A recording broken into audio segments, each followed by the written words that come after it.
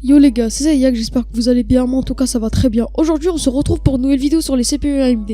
Hier AMD a annoncé ses nouveaux CPU, donc c'est vraiment incroyable, je m'y attendais pas du tout que AMD fasse autant d'efforts en gaming, etc. etc. Vous allez voir tout ça dans la vidéo, j'espère que cette vidéo va vous plaire, moi en tout cas j'ai pris un plaisir à la tourner. Bon visionnage. AMD a annoncé ses processeurs hier, et niveau gaming ça a été impressionnant car Intel était toujours les premiers en gaming. Mais maintenant ce n'est plus d'actualité car le processeur le plus performant en gaming est celui de AMD qui est le Ryzen 9 5950X. Il a battu largement le Intel 10900K qui était le processeur le plus performant en gaming.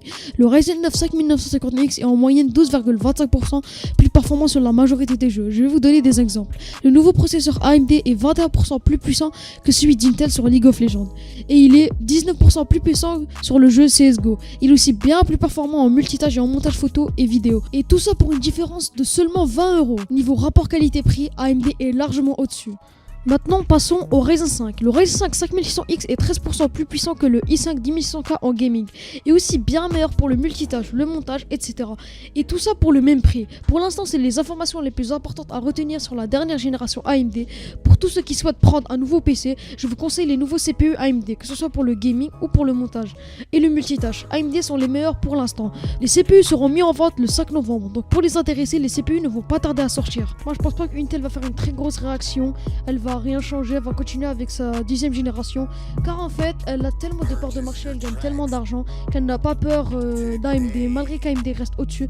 C'est plutôt AMD qui est en position de faiblesse, qui est obligé d'améliorer ses produits de jour en jour pour essayer de gagner des parts de marché, car Intel, ça fait plus de 10 ans que Intel est en train de défoncer AMD. Pendant même un moment, AMD était en faillite.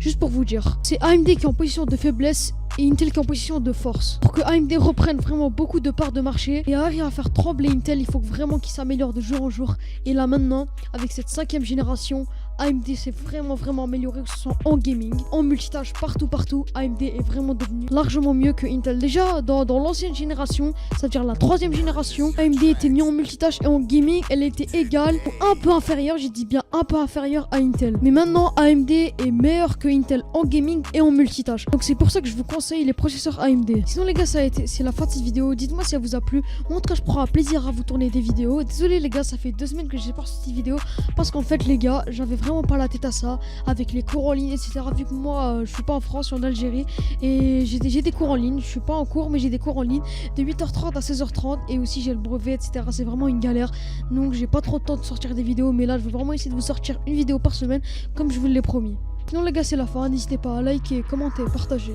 et moi je vous laisse. Ciao les BG.